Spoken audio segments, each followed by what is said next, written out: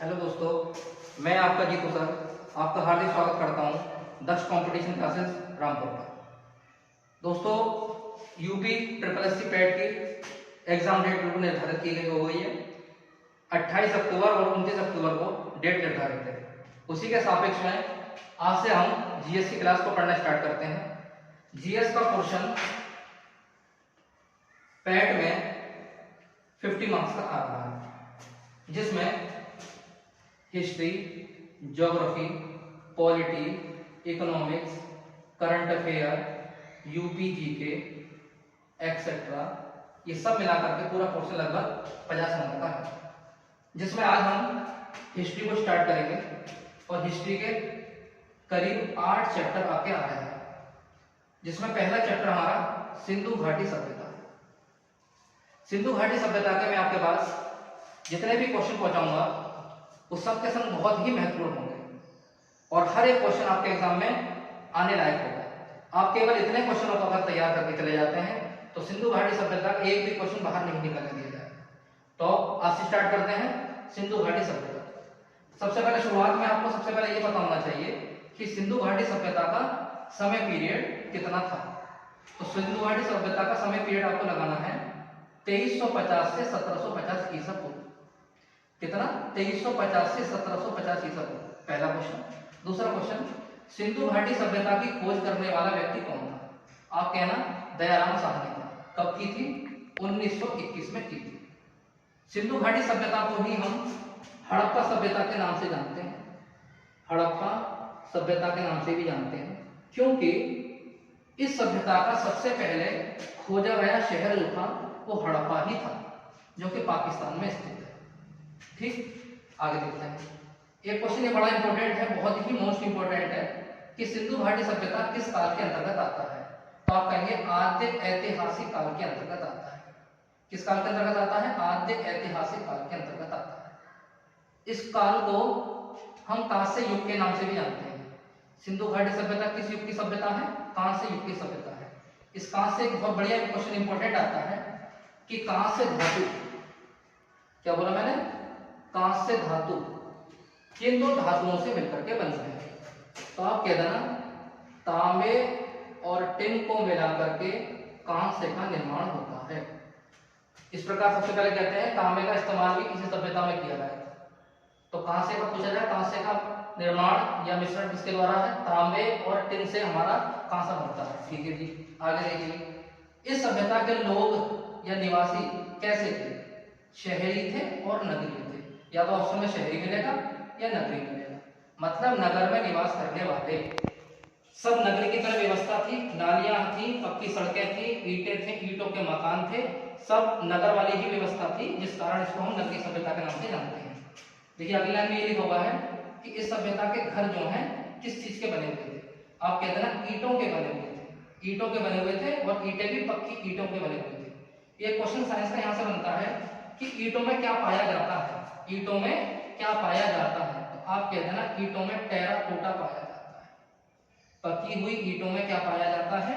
Terracotta पाया जाता है। ठीक है, आगे देखिए। एक क्वेश्चन ये बहुत पूछा जाता है, सिंधु घाटी सभ्यता के लोग लोहे की चीज से परिचित नहीं थे। ये लिखा हुआ है लोहे की चीज से परिचित नहीं थे। एग्जाम में क्वेश्चन आएगा सिंधु घाटी सभ्यता के लोग किस धातु से परिचित नहीं थे? तो आप कहते ना लोहे से बिल्कुल भी परिचित नहीं थे, तांबे से परिचित थे। आगे बढ़ते हैं। एक सिंधु घाटी सभ्यता का शहर है मोहनजोदड़ो, जो हड़प्पा के बाद खोजा गया था। कब खोजा गया था? 1922 में। कहाँ पड़ता है? ये भी पाकिस्तान में पड़ता है। मोहनजोदड़ो की खोज कब की गई थी? 1922 में की गई थी। हड़प्पा की खोज कब की गई थी? 1921 में की गई थी। हड़प्पा की खोज किसने की थी? दयाराम साहनी ने की थी। जबकि मोहनजोदड़ो की खोज किसने की थी? राखलदास बनर्जी ने की थी। किसने की थी? राखलदास बनर्जी ने की थी। ध्यान रखना, जरूर ध्यान रखना। अच्छा, मोहनजोदड़ो से पूछा जाता है कि मोहनजोदड़ो में कांस्य की नर्तकी मिली थी। कांस्य की एक डांसिंग गर्ल मिली थी कि डांस करती हुई प्रतिमा मिली थी। तो किसकी थी? कांस्य की। पिछली बार यूपी पैट में जो क्वेश्चन आया था वो कुछ अलग हटके आया था। वो ये क्वेश्चन था कि कांस्य की नर्तकी जो थी उस पर किस तकनीक का प्रयोग किया गया था। तो मेरे द्वारा पिछली बार भी कराया गया था ये क्वेश्चन, मोम लोपी ढिलाई तकनीक। मतलब मोम का उस पर इस्तेमाल किया गया था, उस पर डिजाइन वगैरह। आगे बढ़ते हैं। मोहनजोदड़ो का शाब्दिक अर्थ एग्जाम में पूछा जाता है, जिसे बोलते हैं मृतकों का टीला। मृतकों का टीला इसको कहा जाता है, मोहनजोदड़ो का शाब्दिक अर्थ होता है।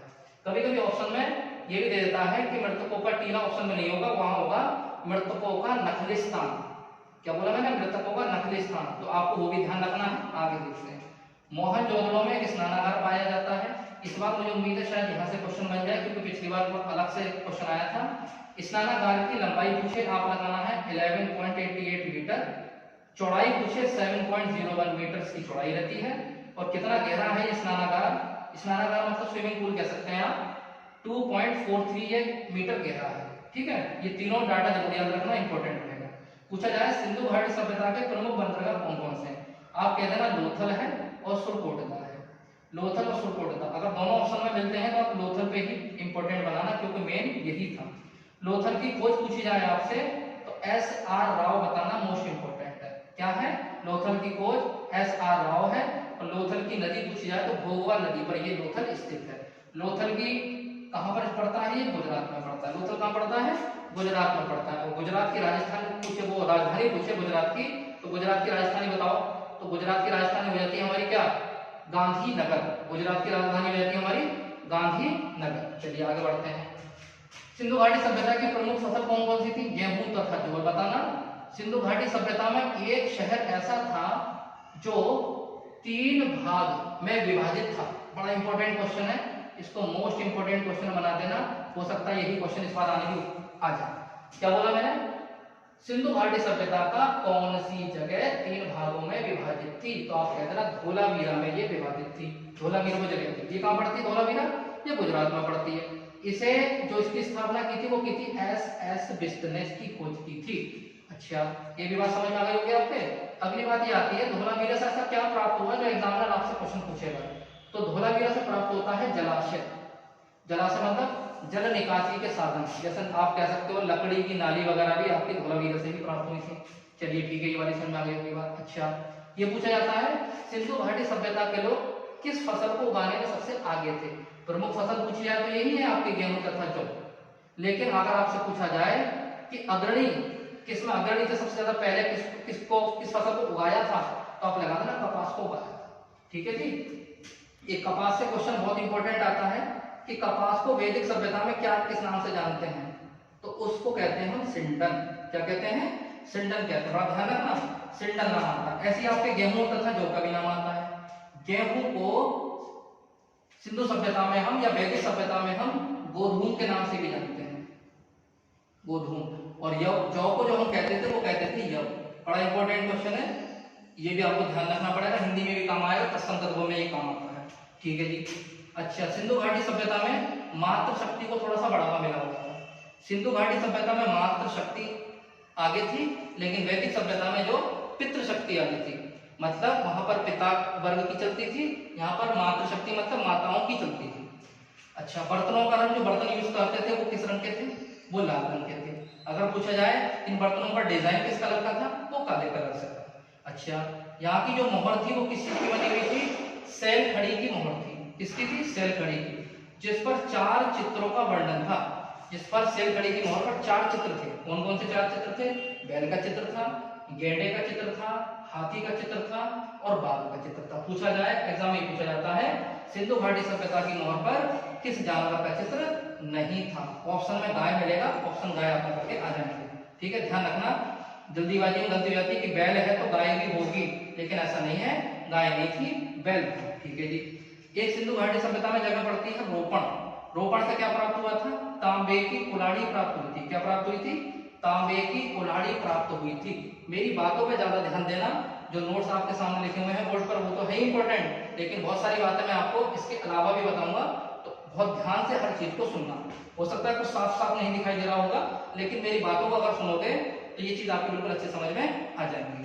ठीक है जी। एक जगह पड़ती है सिंधु घाटी सभ्यता में कालीबंगन। बड़ा इंपॉर्टेंट क्वेश्चन है, कालीबंगन कहाँ पड़ता है? तो आप कहते हैं ना राजस्थान में पड़ता है। कालीबंगन कहाँ पड़ता है? राजस्थान में पड़ता है। दो चीजें बड़ी पूछी जाती है इसमें कि क्या क्या मिला था कालीबंगन से। तो एक तो याद करना जुते हुए खेत। कैसे खेत? जुते हुए खेत। और काली चूड़ियां, क्योंकि कालीबंगन का शाब्दिक अर्थ भी क्या होता है? काली चूड़ियां। अच्छा, काली चूड़ियां से क्वेश्चन याद आ रहा है अगर एग्जामिनर आपसे स्टैटिक जीके में क्वेश्चन पूछ ले कि सुहाग नगरी किसे कहते हैं, सुहाग नगरी मतलब चूड़ियों से आप रिलेट कर सकते हो कि सुहाग नगरी किसे कहते हैं, आप कह देना फिरोजाबाद को सुहाग नगरी के नाम से जाना जाता है। जैसे अपने रामपुर को किस नाम से जाना जाता है, हम क्या कह सकते हैं, चाकू, चाकू की नगरी के नाम से जाना जाता है अपना रामपुर। आगे बढ़ते हैं। तांबे का पहला प्रयोग भी कहाँ किया गया था, इस सभ्यता में ही किया गया था। तांबे का प्रयोग इसी सभ्यता में किया गया था। कांसे का प्रयोग जो बनता है तांबे और टिन से बनता है। तो आज हमने कहां तक पढ़ा कि तांबे का पहला प्रयोग सिंधु घाटी सभ्यता में हुआ था। पूछा जाए घोड़े की अस्थियां कहां से मिली थी, तो आपको लोथल बता देना है। घोड़े की अस्थियां कहां से मिली थी, लोथल से हमारी घोड़े की अस्थियां प्राप्त हुई थी। सुरकोटदा, अगर वहां से ऑप्शन में लोथल ना मिले तो आप सुरकोटदा भी लगा सकते हो, आंसर आपका सही होगा। तो उम्मीद करता हूं आपको सिंधु घाटी सभ्यता का ये पहला लेक्चर बहुत अच्छे समझ में आया होगा। इसका पार्ट 2 आपका कल आएगा इसी YouTube चैनल पर दक्ष कंपटीशन क्लासेस में। तो कल आपसे फिर दोबारा मुलाकात होगी। Thank you.